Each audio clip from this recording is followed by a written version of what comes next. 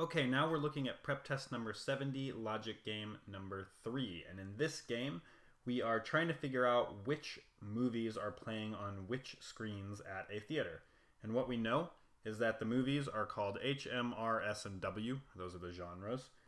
We also know that there are 3 screens, and they've given us quite a bit of information here. They've told us that screens 1 and 2 show 2 movies each, one at 7 and one at 9.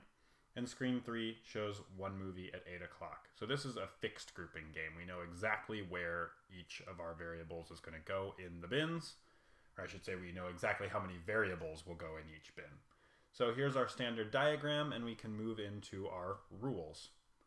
First rule tells us that W begins sometime before H. So sometime before means that W is going to appear over H in our diagram. Next rule, sci-fi, or S, is not shown on screen 3. So we can write that right in and say no S over here. Next, R, not shown on screen 2. So again, we can write that right in there.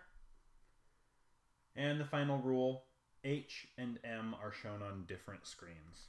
So if H, no M, or a better way to write this is no H over M, no M over H.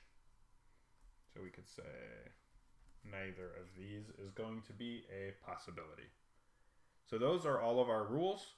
In terms of inferences, we don't have a tremendous amount to work with here.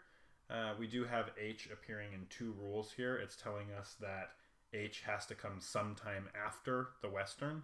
So we could write, if we wanted to, that H cannot appear up here on the top row, and W cannot appear down here on the bottom row, if we really wanted to get detailed with our diagram.